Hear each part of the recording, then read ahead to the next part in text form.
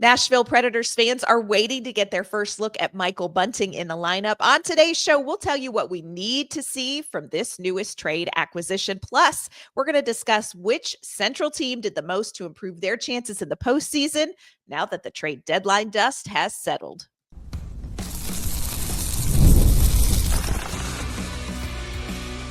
You're Locked On Predators, your daily podcast on the Nashville Predators, part of the Locked On Podcast Network, your team every day. Welcome to the Locked On Predators podcast. Thanks so much for making us your first listen of the day. We are, of course, your free daily Nashville Predators podcast. We are a part of the Locked On Podcast Network, your team every day. Want to kick off this episode shouting out our Locked On Predators insiders and, of course, our everydayers who tune in to talk Nashville Predators hockey with us. I'm Ann Kimmel. I am a writer and co-host with Penalty Box Radio and Friends. I come with a partner in crime.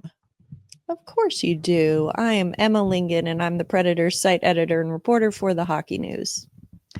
On today's show, Emma and I are going to take a much closer look at one of Nashville's newest acquisitions, Michael Bunting. This is a player that Barry Trotz really likes, but does he have what Nashville needs? We're going to tell you what we have seen from his game and where we think he may fit in. Also, Emma and I have taken a look around the Central Division post-trade deadline, and you all, things have gotten a little scarier. We're going to tell you why. Before we dive into all of that today, want to let you know today's episode is brought to you by FanDuel. Right now, new FanDuel customers can get $200 in bonus bets if your first $5 bet wins. All right, Emma, we're talking about this before recording. We both are feeling a little like Bradford Parish. I feel like my voice is a little off. She's feeling a little allergy. So if we don't, let's also point out that I started my day by spilling coffee everywhere in my orbit this morning. So I'm still a little bit off from that. It was a rough way to start a morning. And then I was telling her yesterday, you all, Emma and I we've been through some things.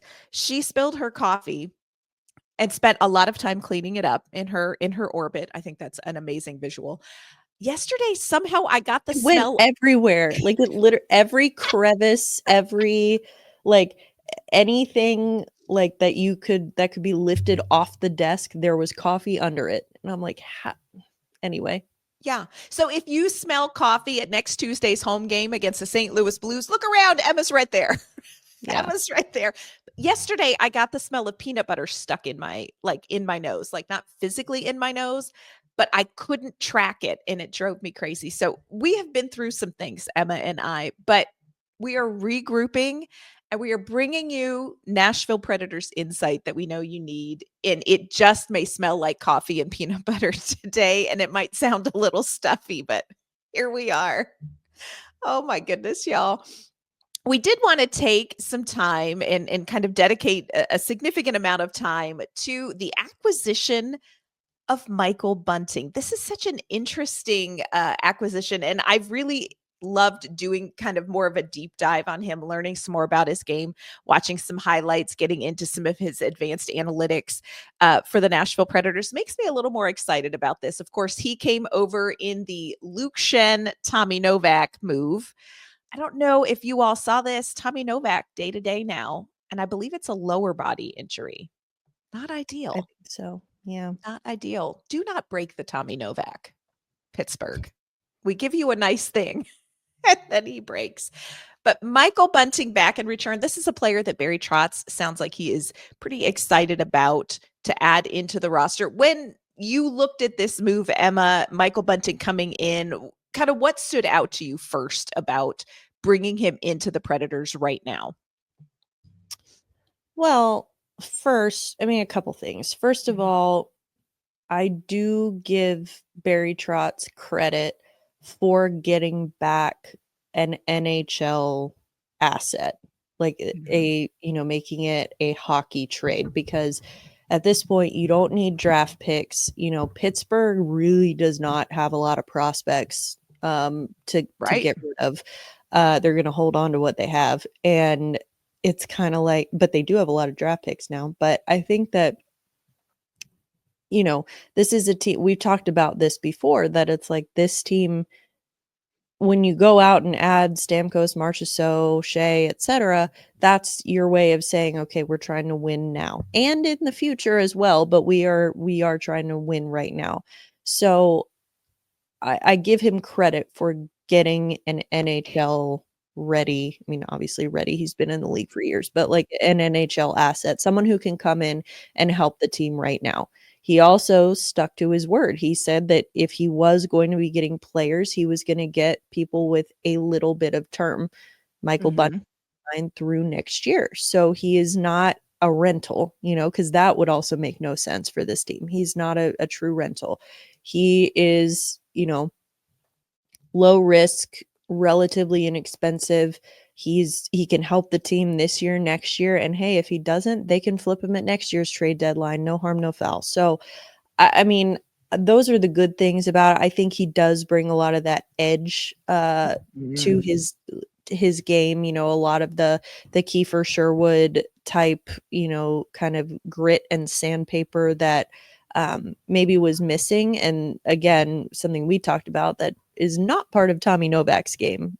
God bless him. But, Tommy Novak does a lot of things very well, but being gritty and sandpapery, not one of them. So I think this is good. I mean, he was a 20 goal scorer twice in his career, but that was in 2021 and 22. So like not super recent. He was pretty good with Carolina. He had 13 goals in 60 games when he got traded there. And then, of course, Kyle Dubas went from Toronto to Pittsburgh, got him back in Pittsburgh. He's played 2 seasons there. He was injured or not injured, I'm sorry. He was traded in the middle of last season from Carolina back to Pittsburgh. So, yeah, he's been decent. He's got 14 goals in 58 games with Pittsburgh this year. I think, he's a fine winger. Like he can play top 6 minutes. You can also put him in the bottom 6. I think that, he's got some versatility. Like, yes, he's greasy, he's gritty, he gets to the net, he mixes it up on the ice, but he can also score goals. So it's good. I mean, it's good. I don't have a problem with it. I'm not like, yes, this was the missing piece. Now that we have Michael Bunting, like that's it. I don't think that that's true, but that's why it made me chuckle a little bit when Barry Trotz said, because Barry has a history of doing this in his after trades, Yes. where he will get in front of the microphone and say, yes, this is someone that we've had our eye on. Like, I wanted this guy. And I'm like, Barry, I'm like, okay. Like, again, I'm not saying that you actively didn't want him, but I think for you to say like, yes, we made this trade because we really wanted Michael Bunting. It's like, no, you made the trade because you wanted to get rid of Tommy Novak. Yeah. Like, that's why you made the trade. Like, let's call a spade here. But getting Bunting in return is pretty good, I think. Like it made sense. Again, is he the missing piece? Is he gonna be, part of This is what was missing this year. Yes. Like, no.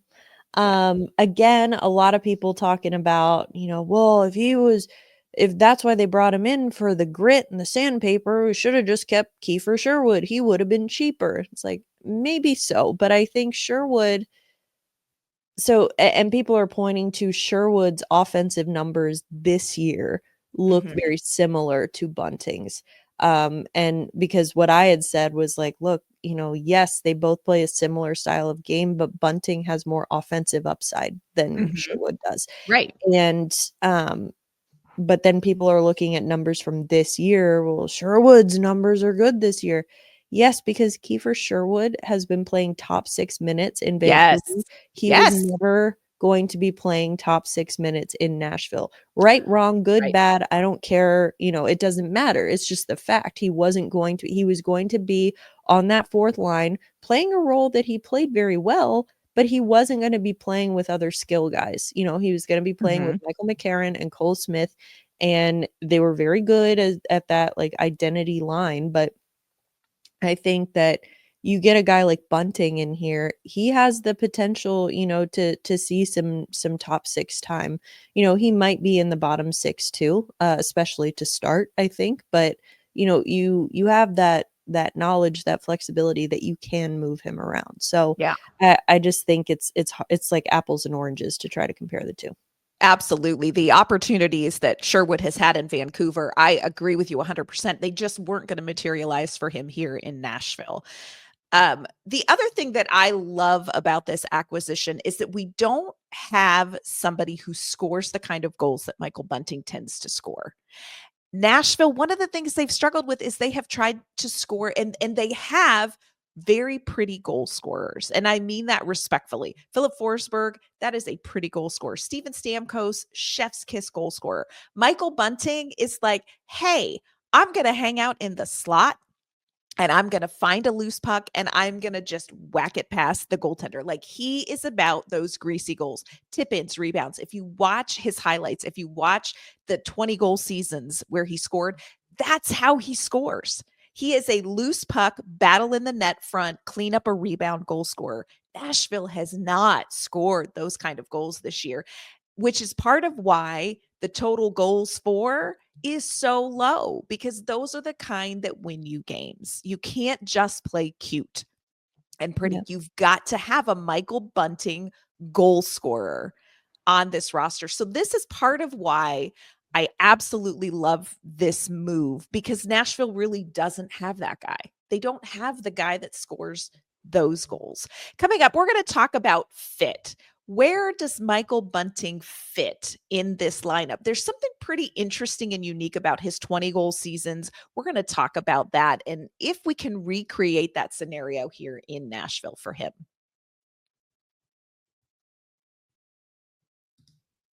Today's episode is brought to you by our great friends at Indeed. When it comes to hiring, Indeed is all you need. Stop struggling to get your job posts seen on other sites. Indeed's sponsored jobs put your posts at the top of the page and help you reach the right candidates faster.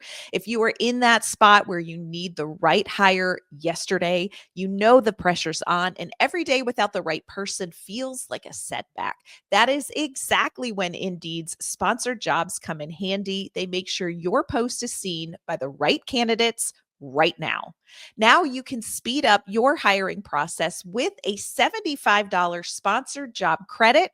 Just go to indeed.com/locked on right now and support our show by saying you heard about Indeed on this podcast. Terms and conditions apply. Again, go to Indeed.com/locked on right now. Hiring, Indeed is all you need. Today's episode is also sponsored by Monarch Money. Ever check your bank account and wonder, where did all my money go? Between dining out, online shopping, and entertainment, it is easy to lose track. That's where Monarch Money comes in. It's your personal CFO, giving you full visibility and control over your finances. Monarch Money is not just a budgeting app, it is a complete financial command center. You can track all of your accounts, investments, and spending in one place, so you can stop just managing your money and start building wealth. Managing money with your partner is smoother than ever with Monarch Money. You can track shared and personal accounts, you can set goals and stay on the same page without any of the extra stress. So take control of your finances with Monarch Money. Use code LOCKEDONNHL at monarchmoney.com for 50% off your first year. That's monarchmoney.com using code LOCKEDONNHL for half off your first year. So, Emma, we are talking about Michael Bunting, and this is just going to show my age and a little bit about how tired I am on West Coast game weeks. But I hear Michael Bunting, and I instantly, for some reason in my mind, go to Michael Flatley. Do you remember the Lord of the Dance guy? Michael Flatley, Lord of the Dance, except for it's Michael Lord of Bunting, the Lord of the Dance. Slot. I would love to see Michael Bunting do some Irish step dancing. That would be So, have you ever seen it? It's amazing. But it just literally in my mind, I'm like, Michael Bunting, Lord of the Slot. Y'all, is a West Coast game week. And I apologize to Michael Bunting, who is a professional hockey player and an athlete. But that's just where I go. Michael Bunting, Lord of the Slot. But that is really where this guy shines. He finds space in the slot and is so good at tracking loose pucks. And we talked about this. This is what Nashville needs. They don't have a lot of those goal scorers. You mentioned that he had a couple of 20 plus seasons, goal seasons, but that was back in 2021, 22, 22, 23 when he was with Toronto. Interestingly, Emma, his line mates, when he was that successful, Austin Matthews and Mitch Marner. And I love this. And yet it also causes me a little bit of angst because you have two, what I would call very respectfully again, two pretty goal scorers, pretty playmakers in Austin Matthews and Mitch Marner, like high caliber offensive minds. And then you throw in Michael Bunting, who's like, hey, if by chance you miss the net, Austin Matthews, I got you.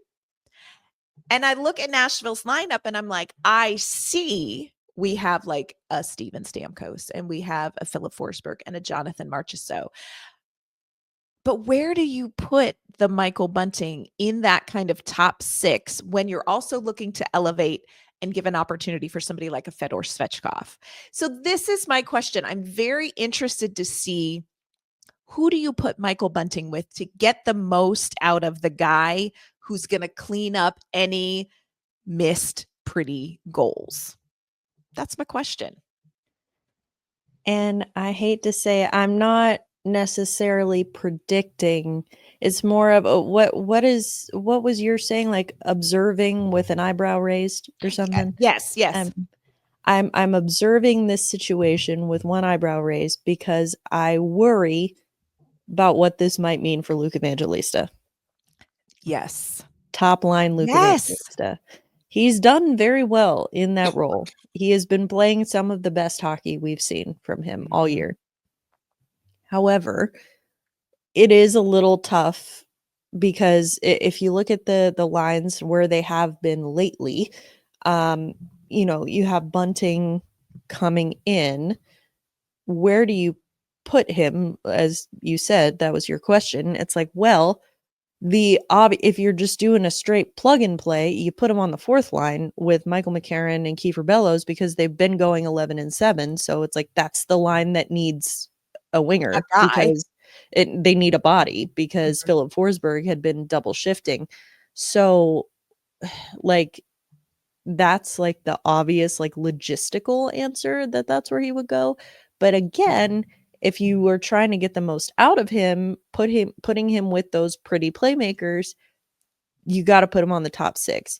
Again, Fedor Svechkov or Colton Sissons, like kind of interchangeable, I think, on that second and third line center. Depending on how they're doing or what Andrew Brunette wants to do that day. But I think, like those guys are going to be in the center. I think that looking at the rest of the top six, like, what are you going to do? You're going to move Philip Forsberg or Jonathan Marchessault down to your third line? No. That's where I'm like how are you going to move maximize? Right. Are you going to move Steven Stamkos down to your third line? Of course not. It's like, well, that kind of makes the obvious choice here. Evangelista moves down. And I think, again, I know that, fans will freak out. I'm not freaking out because, again, he's young. He's got a lot of time. I don't think that banishing him to the bottom six means that's where he's going to stay forever necessarily. But I also, again, observing with an eyebrow raised because I'm like, he has played very well in this role. And I think to keep building his confidence, it would behoove him or behoove the Predators to keep him in this role. Agreed. However, I also understand the situation, which is that, okay, well, if you got Michael Bunting coming in, maybe they do start him on the fourth line to start, just to like kind of ease him into it. But long term, and I know he's not with the team super long term, but looking at, this year, next year, maybe he does work into that top six. And again, if you're talking about maximizing not only talent, but also like if you want to get the biggest return on investment, I mean, he's making $4.5 million a year. Putting him on the fourth line with guys who are making less than $1 million a year, like again, it's money's not everything, but it does. Like the optics are interesting. You don't pay a guy $4.5 million to be on your fourth line. That's just not me. So again, I'm like, immediate term, not sure exactly what's gonna happen, but long term, I'm not gonna say worry. I wonder what this might mean for Luke Evangelista. Yes. And I feel that way too, because Barry Trotz is talking about we're going to kind of pivot. We're going to slot in some of these younger guys. We're going to give them an opportunity. And you want to do that, but you also want to get $4.5 million worth of goal scoring out of Michael Bunting, Lord of the Slot. Like you do. So this is what I'm watching for. I think it's going to be really interesting as he enters the lineup. Again, we have not seen him yet. He's recovering from an appendectomy. Bless. He is going to like have his appendix out and then be like, hey, you know what I should do? I should play hockey. He is on the trip. He is on the trip, as is Zach LaRue. So Bunting, I think, skated with the team for the first time. I want to say it was before the San Jose game on Tuesday that morning. I think he skated. I think Barry Trotz said that we will see one of them being Bunting or LaRue. One of them will be back for one of the Anaheim game. One will be back for LA. We don't know which one. They may not even know which one yet. I would imagine we probably see LaRue first. He's been skating. He's been skating for a while with the team, and I could see maybe LaRue coming in against Anaheim and maybe Bunting against LA, but again, pure speculation. So we will have to see. It'll be interesting to see how that sorts out. Speaking of Zach LaRue and Michael Bunting, they had a little kerfuffle together, earlier in the year. But here is another thing about Michael Bunting when I just went down the rabbit hole. I love the people that Michael Bunting has fought in his career. It is like he peeked into my invisible backpack of hockey grudges and said, "Ann, let me handle some of this for you." Corey Perry. He fought Corey Perry. It's like I raised Michael Bunting from birth, y'all. Fought Corey Perry. Took on Tanner Jeannot, which is a Nashville, if you follow the Nashville Predators for any time, mad respect. Absolutely, Jeannot won that match. Let's just be clear about how that one went. But pretty significant size advantage there. There is a little bit more of Jeannot there. Nick Cousins, Evander Kane. He has also yelled at a number of NHL players when he did not like maybe their theatrics, and yelled at some other players for some other. Look, this is a guy who comes full of spice, and I feel vindicated. I know he didn't mean to, but I have felt better about some of the people in my backpack because Michael Bunting, he handles the stuff. Ann's gonna go in when the team's back next week. She's gonna go in the locker room and thank him for his service, for handling all the people in your backpack. I'm gonna give him an invisible award for handling the people in my invisible backpack of hockey grudges. Yeah, super, super spicy. I think, I think in my mind of he and Zach LaRue playing in the same game together and how just irritating they are going to be together. I think it's going to be amazing. And like Emma said, we're hopeful to see one or both of them at some point in this weekend's back-to-back. Coming up, we're going to take a zoom out. The trade deadline has come and gone. We've talked about what Nashville did. Some of the things that have happened in the Central Division, unreal at this trade deadline. Emma and I are going to tell you the things that had us saying, they did what? We're going to talk about that coming up. Today's episode's brought to you by FanDuel. March Madness is here, and FanDuel is giving you the chance to get in on the action like never before. Right now, new customers can get $200 in bonus bets when your first $5 bet wins. That's 200 extra bucks to use on everything from buzzer beaters to Cinderella stories, and even who is going to cut down the nets. With tournament games kicking off almost every day, there's going to always be something exciting to bet on. And the FanDuel app is simple to use. When you win, you're going to get paid instantly. There is no waiting around. So visit FanDuel.com and get in on the college hoops action all tournament long.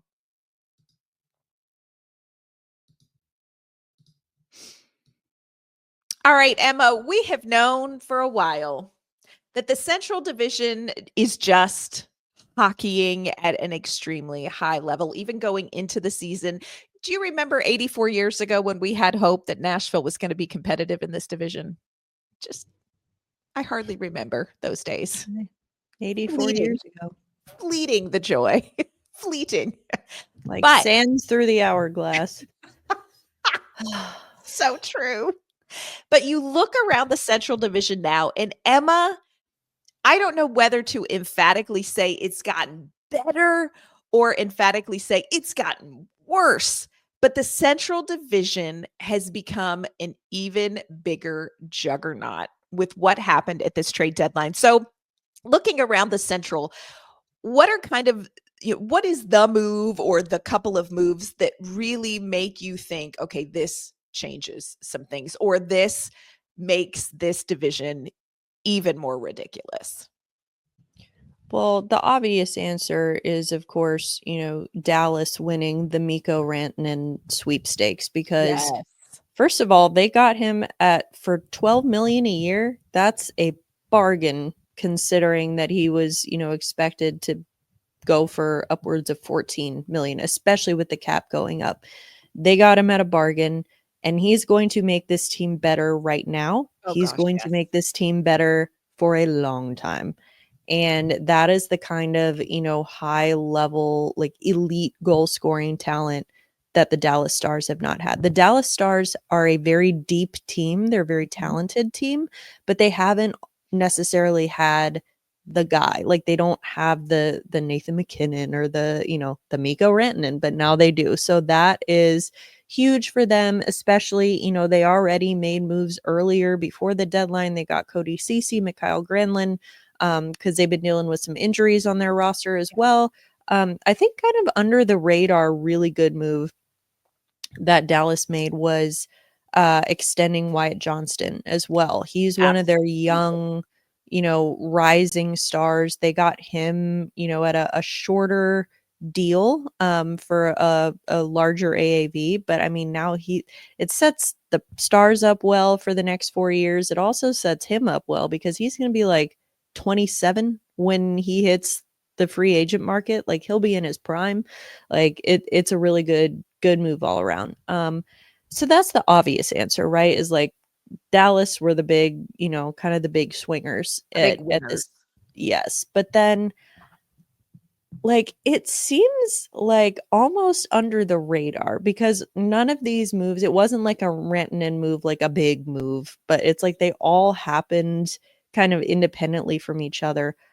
Colorado has been the busiest team of the deadline, and even before the deadline. It's crazy to think, after all of that drama with Mikko Rantanen leaving Carolina and all of this, like, he did start the year in Colorado. Like, that feels like 84 years ago too. Yeah. So it's like, at first, things weren't looking great for the Avalanche because they lost Rantanen, and it's like, and they only got Martin Necas and Jack Drury. Like, I don't know, like, so far the trade has worked out so well for them because Rantanen did not do that well in Carolina in the 5 minutes that he was there. Right. But Martin Necas has been doing very well for Colorado. And then they go out, and this is back, they traded Justus Annunen, they got Scott Wedgwood, then they went out and traded for Mackenzie Blackwood to fix their goaltending problem. So they've been cooking since way before the deadline. But then they go out at the deadline. They get Brock Nelson. They get Charlie Coyle. They get Jimmy Vesey. They get Ryan Lindgren, cousin Ryan Lindgren. I am just like, and you look at all of these, and it feels like they almost happened under the radar because they were all these individual moves. And it's like, oh, Yeah. But then you put them all together and you see them all side by side. You're like, whoa, okay, Colorado. Okay. Mhm. So that's one, they just became a lot more formidable, I think. And again, a lot of not all of them are going to be like long-term moves for them. Brock Nelson, obviously a free agent after this year, but like some of these, like these are going to help these guys for a long time, especially if they are able to extend a guy like Necas, once his contract is up next year. So that's going to be scary. Winnipeg, kind of quiet at the deadline. They go and they add, obviously, Luke Schenn. Pittsburgh flipped him to Winnipeg, and they get Brandon Tanev as well. Like depth moves, like pure depth moves for them, which is what you do at the deadline if you're going to be trying to make a playoff push. I see a lot of people saying like, oh, Winnipeg didn't do enough. They didn't, they should have made bigger moves. But I'm like, if it ain't broke, don't fix it. Like you don't want to mess with it too much. They're neck and neck with Washington for the President's Cup, which is like the hot potato nobody wants if they want to win the Stanley Cup. But I agree with you. Like people are like, Winnipeg just sat there, and I'm like, well, they didn't just sit there, but also if it, like you said, if it ain't broke, don't fix it. Like you're not sucking if you're Winnipeg. You're doing okay. Like, and I know people get nervous about Winnipeg in the postseason. I love the addition of Luke Schenn for Winnipeg. I hate it for me. But I think that's just a really great addition. And also, this is hockey aside, but Brandon Tanev is a national treasure with his headshots. Like, there's nothing better than the fact that he consistently does that. The thing I am most excited about is the potential for a Colorado-Dallas first-round matchup. Can you imagine? Which is insane because you look at those teams and it's like, it's almost unfair that one of those teams isn't going to make it past the first round. Yes. Like it's crazy. And then you're going to have, on the other side of the West, you're going to have Edmonton and LA again. Like they always face each other. And it's like, come on. I mean, don't get me wrong. Dallas, Colorado, mwah. Like this is the stuff that Stanley Cup playoff dreams are made of. But at the same time, it is unfair that one of them is not going to make it past the first round. Yes. I want more than 7 games from both of these teams in the postseason. That is what I want. Yeah. So, and then, other teams like Minnesota, like people were saying, well, Minnesota was really quiet. Like, obviously, they got Gus Nyquist from Nashville. They got Justin Brazeau from Boston. Again, Minnesota, they've had a very good year. They're going to be a playoff team, most likely. They have been bitten hard by the injury bug this year, though. And so I do think that going out and scrambling and making a lot of big, like, franchise-altering moves deadline would not have been the right move for them. Agreed. Here, because like this isn't their last shot. Like, yes, they had a really good year this year, but this was not it for them. So it's like, you don't need to, just wait, get Kaprizov healthy, get, all the rest of your guys healthy. You've got a really good goaltender in Gustafsson. Just come back and, kind of try again next year a little bit. So I don't think that they necessarily did too much or too little. I think that getting Gus Nyquist was a perfect addition for them as a depth piece for their playoff run. But yeah. And I think in Minnesota, like you said, because their window, it's not so short, they can kind of go through this postseason and say, what do we have? And then go in next year or go into the offseason and go, okay, we know now exactly what we need. It's not like you're like, okay, we've got to do something. Like, go into this postseason and what you have on the table, learn what that is in a postseason situation, and then make moves. So I know that Minnesota was relatively quiet. I have to tell you, I hate seeing Gus Nyquist in another jersey, even if it's not the Subway one. I just don't like it. I don't like it. I hate Yeah. that. This is the worst part of this job, you all. This is the worst part of this job. Yeah. If they were jerks, it wouldn't bother me.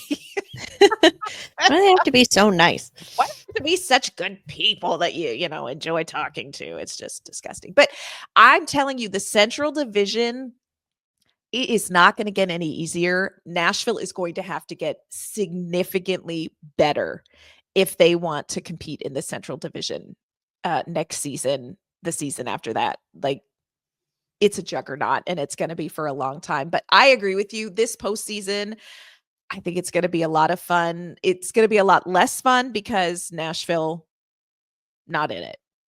But there are some really interesting teams to watch, especially from the Central Division. So we're going to, of course, be keeping our eye on that in the postseason while Nashville is sitting at home eating moose munch and feeling sorry for themselves. Don't worry, Emma and I will still be here talking about the team, talking about what is next for this team in the offseason. But there are still games on the schedule. Coming up on tomorrow's show, big road back-to-back Anaheim and LA Kings this weekend. We are going to preview that game. I am going to explain to you why the game that I am most nervous about is the one that the Nashville Predators should so obviously win.